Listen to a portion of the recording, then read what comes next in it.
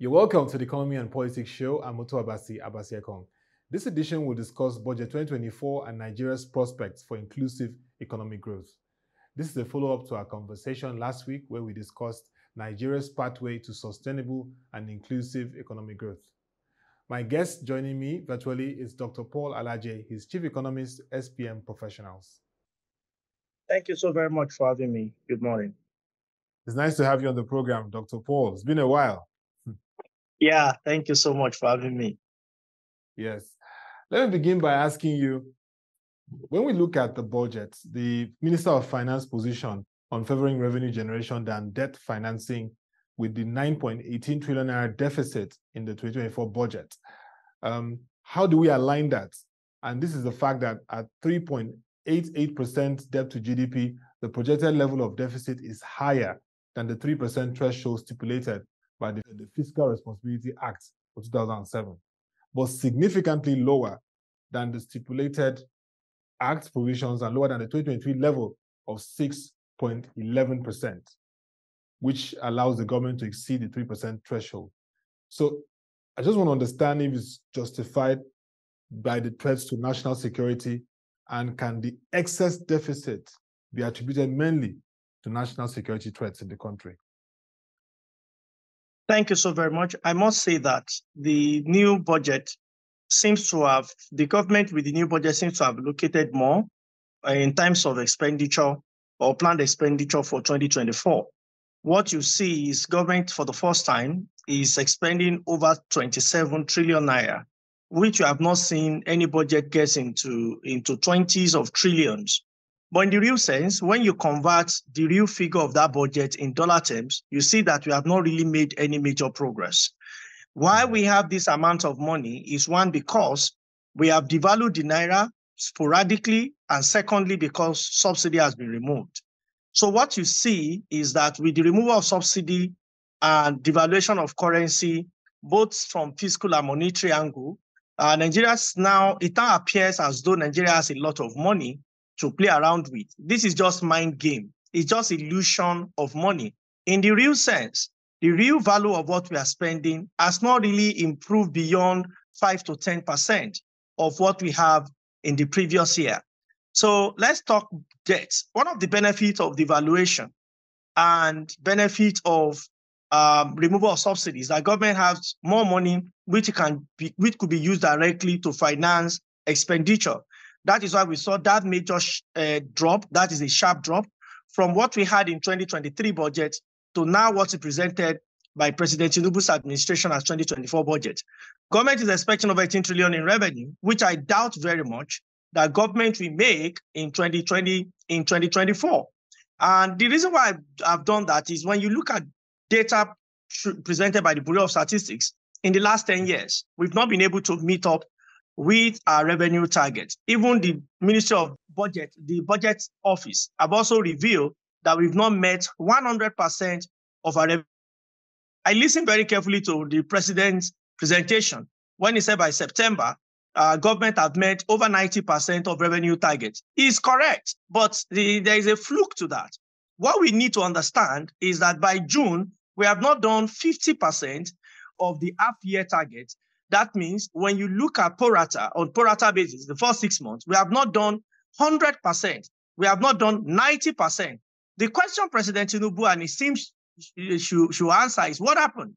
And to explain what happened is because we have removed subsidy from June, as well as devaluation of naira happened from June. So when FARC sat and shared money, more revenue now went to federal government as component of revenue that comes from federal allocation. And what the federation is spending on subsidy has been removed. Definitely, it will indicate a revenue increase. And when you look at revenue that increased from oil, that's revenue coming from oil, you will see that more really happened in that regard. But in the real sense, is it because we became more productive that make government revenue to increase? The answer is no. When you look at GDP expected number for 2023, it's less than 3%. So we cannot say that we have seen significant improvement in revenue. What was accountable for that revenue improvement that is said by Mr. President is not because we sold more oil. No, it is not because we created more industry. It is not because businesses, whether in service or agriculture, now pay more taxes to government significantly. No, not significantly. What happened was because of those two policies that, of course, were advised by international organizations, namely IMF and World Bank, that Nigeria should do away with subsidy and also reduce the value of Naira because they felt Naira was too strong. That was why we had that figure. So even in spite of all of this, do I think we're going to do as much as 18 trillion Naira revenue? The answer is no, I don't think so. And what is my future expectation for deficit, which is your question? It's important I build the background for those that are viewing the show to understand where we are coming from. And in spite of this large number, does it mean that Nigeria has eventually be liberated for quagmire in terms of revenue and debt? Yes, for a short term, yes, but in the medium term and long term, I think the answer will be no. When you look at it, when you observe, when 2025 budget is out, you are going to see increased deficit. And this will go again until we are back in where we were at the time, except and unless we devalue currency again, as it has been done in Tanzania, where it's over 2,000 Tanzanian shillings, over 2,200 Tanzanian shillings to $1. I hope Nigeria will not get there because devaluation has a lot of implication. For those who are economists who felt you can keep devaluing your money so as to discourage imports, I can tell you that you are also devaluing your debt. I give you an instance. Osun State has technically increased debt by over 70%, not because Osun has borrowed more in terms of external debt. Osun that is already emerged in debt crisis, I can't say, has now increased debt by nearly 70% because of devaluation of currency. The Debt Management Office has used over 400 to estimate what Osun owed externally, which is over $99 million.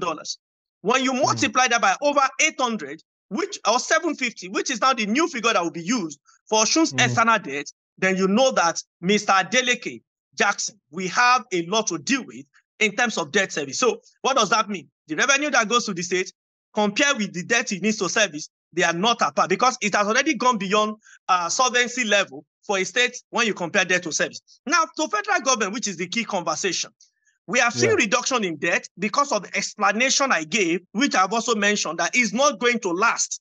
The party is just for the evening. When it's going to last is when perhaps the power is out or it's time out, which may be in the next 3 to 4 years, then we might start singing a different song in terms of entry a new reality of debt because we cannot keep devaluing permanently and as always. 2, the amount in question is also still high.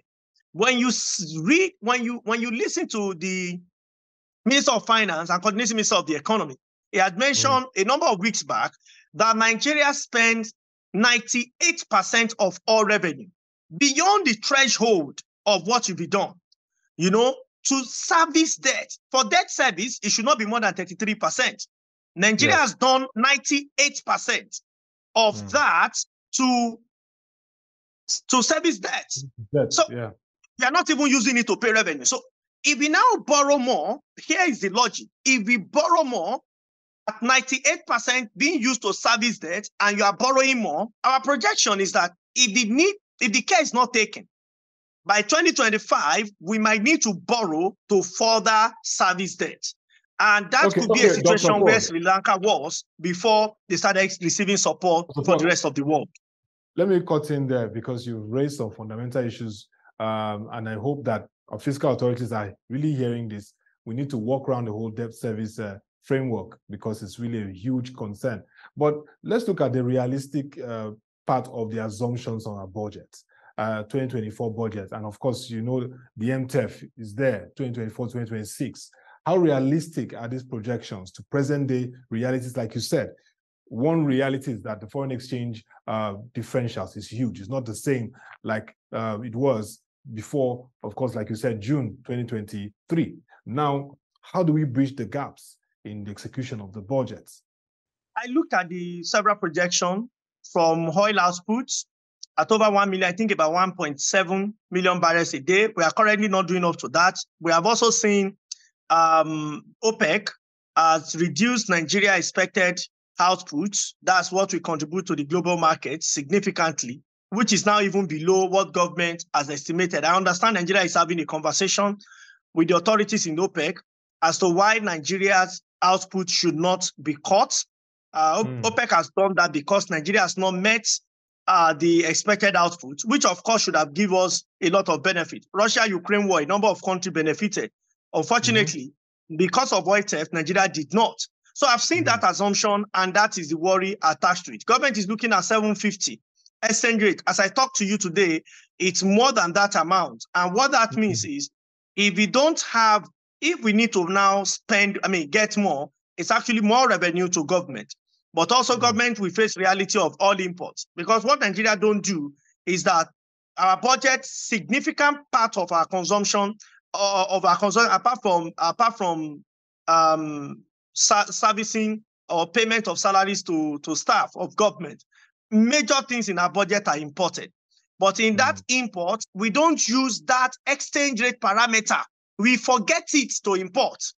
If government is estimating 750 for the naira to the dollar, government should apply the same throughout the year to all the imports that is coming to the country, especially through government windows. But when the import starts, government will abandon that target and only leave it for oil estimation. But I hope that in the coming period, the government will change that and also make that applicable to what we are importing. What that means, government will need to defend where necessary. When government cannot defend, it needs to adjust that figure to a more realistic figure. So these are complexities that authority we have to deal with. And this is one of the reasons why our budget was never consistent. Check President Buhari's projection for inflation. He never met it once. President Tinubu has projected, I think, 21% or so for inflation figure, expecting inflation to nosedive by 2024. How achievable is this from 27% that we have right now, in 2023, end of the year 2023? I can tell you that for now, at least for Q1 2024, we have not seen, there is no projection that inflation will get to a point of deflection. This is December. And in December, you know what happens to demand. Demand is stimulated. Whether that will change in January. But Bureau of Statistics figures show 2 years ago, 3 years, and 4 years ago that Q1 we always see inflation surge because of new energy for the new year, and harvest season is not as common, and so on and so forth. So we have a new thing. We have a lot of things to deal with, and I will not be surprised if that inflation figure is not achieved, because, like I mentioned to you, over the years, at least in the last 5 to 7 years, we've not been able to achieve that inflationary figure. So budget presentation must go beyond mere wishful thinking. We must adopt it to the reality of today. The challenge is that inflation goes up, then it's going to have implication on the quality of money that is available to the citizen. And government may want to respond by increasing interest rates. When they increase interest rates, it also means that the private sector will be crowded out. So I look at all the assumptions government put in place, and I see some disconnect. I also see some positives in the assumptions that government have put in place. Government is looking at, like I said, GDP growth that the president is looking at. Unlike the broadcast where president said 6%, I think he has significantly reduced that. That may be possible if you work at it. We might get that GDP growth rate if government really become more energetic in working at it. Then I think we may be able to achieve that. But other than that, looking at the exchange rate, which government is putting at 750, it has it up and down. Looking at the oil output, government we need to go and renegotiate with OPEC so that we can achieve what was given to us at 1.8 before now, so that we can achieve exactly that target, and we can have more revenue for our country and perhaps use the money for development. 30% plus, about 31% is what government has kept for CAPEX. It shows me that next year, nothing will change, honestly, until our capital expenditure surpasses our recurrent expenditure. And this capital expenditure will not be administrative. It will be in real terms, putting money in roads, putting money on energy, putting money on rails, putting money on education and health. Forget it. If capital part of these ministry and agencies have mentioned is no more than their recurrent expenditure, we may still have a long way to go. A long way to go. And Dr. Paul, a major challenge, like you said, stagflation is hitting Nigerians, and we need a time of austere measures. But look at governance today. I mean, my follow-up question to you is, there are concerns about waste, profligacy, and the cost of governance. A lot of concerns. You've seen what happened, the uproar, the recent trip to COP28, over 1,411 delegates there, and reports show that almost half, over 500, were federal government officials. What they were going to do if it was really critical is still a debate. But we've seen several other issues in the budget items. What is your take on this? Why is it a challenge for this government to signal the cutting down the cost of governance as one way for Nigerians to say, okay, it's a challenging time, we're going through the reforms, but we see our government also signaling with cutting down the cost of governance? Why is it a challenge for this administration?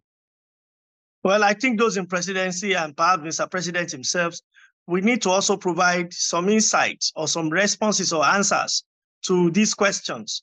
I can tell you, a nation that is not earning enough, even if we devalue and it gives us a fluke effect that we have more money.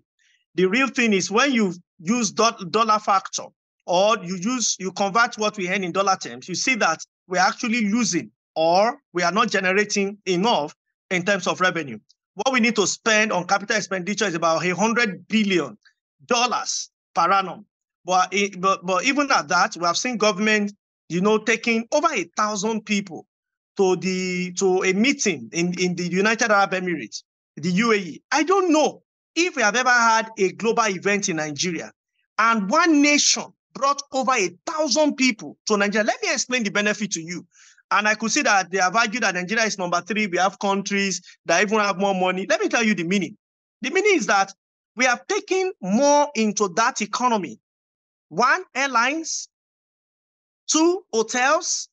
3, feeding and accommodation. 4, domestic consumption. That economy will grow. Effects that we are taking from our country, we are depositing it into that country. I'm not saying it's wrong to go for an event that has to do with global climate change or conference, but I'm saying that yes, it affects all of us. But for the dysfunctionality in the world, what is Nigeria's contribution? By extension, what is Africa's contribution to this global dysfunctional climate challenge? Very, very, very low. In spite of all of that, we have now taken it as point of duty to champion the conversation, all around the world. It's good, but the question is, what is the cost? Economics is not stupid. So even if people in private sector have joined, what would be the position of government other than policy direction? Do we need a whole lot of 500 people and more to provide this policy direction? Do we need it? I doubt if that is what is needed. So like I've said, like legislature, like executive, 168 million naira per head. Convert that to the dollar in today's figure. That is what our legislature felt is necessary for them to perform, to move mobility, to perform their constituency obligation. Now, when you multiply that by the number of legislature we have at federal level alone, we don't know what is happening at the subnational.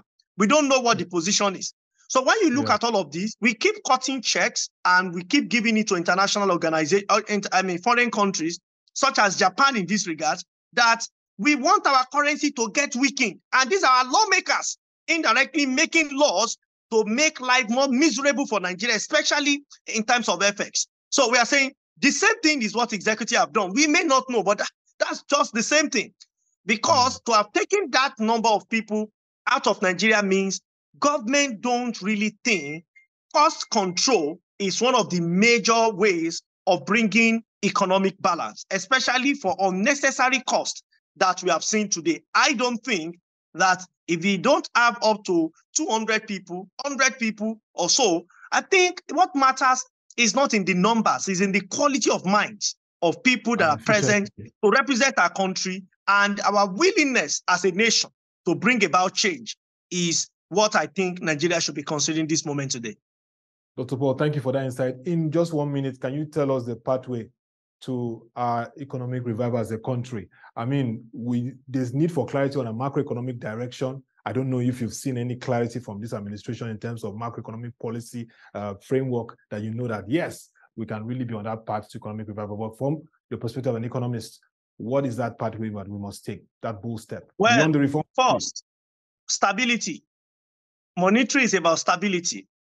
And one thing, two areas of stability is price and exchange rate. For price stability, I can tell you that there is no pathway yet until commodity prices and price of consumables retreat significantly from all-time high that we have. There are no pathway, even with effort government say they've put in place. I spoke with some journalists when government decided to share rice to different households at different states through different state governors, stating that this rice will reduce the impact. After all, what government promised is that it's going to provide a cushion effect on subsidy removal. And I wonder if people's back have not been broken from three-story building from where they might have fallen before we now start looking for cushion to put on the back. Today, people have forgotten that they collected rice. People have forgotten that rice even got to their areas. Many persons were not even involved or included in the rice sharing because of the structure and the adoption that government chose. So leave that. Let's go to another issue regarding macroeconomic stability and variables, which this time is exchange rates. Exchange rates have not converged in spite of reasons for devaluation. Today, it's still at par. Naira is running as cat, while dollar is running as rat. If Naira still continue on an endless chase of the dollar, both on parallel and official rates, this rate has refused to converge. And this means that distortion in our monetary system may still continue for a while. We have seen Mr. Cardoso coming up with various intention and policies. Now, intention alone cannot solve economic woes. We need viable policy with the will to implement them for us to come out of current economic quagmire. Unemployment, and as I talk to you, rates continue to be high, even though Monetary Policy Committee have not met. Mr. Cardoso seems to have signaled that it means rate is kept the same, and there is no and that is perhaps the reasons why MPC have not met. If rate is kept the same at these very high rates, then we have a lot to worry with, because this has implication on employment, it has implication on crowding out investment, it has implication on growing poverty. The projection of World Bank, if other things remain equal, ceteris paribus, not my figures, the June report published by the World Bank states that 5.1 million people may join poverty brackets if no useful, meaningful, and purposeful policy is introduced by government that will create that path from current economic quagmire to prosperity for Nigeria, which means President Buhari left poverty at 89 million. 5 months to the end of his administration in May, 4 million people joined, 93 million. Now, organization World Bank, or the World Bank as an organization, is projecting that by the end of this month, December, 5.1 million people would have joined poverty bracket. I am not talking of people living in multidimensional poverty. I'm talking of people living below poverty line. That said, what then happens to trade?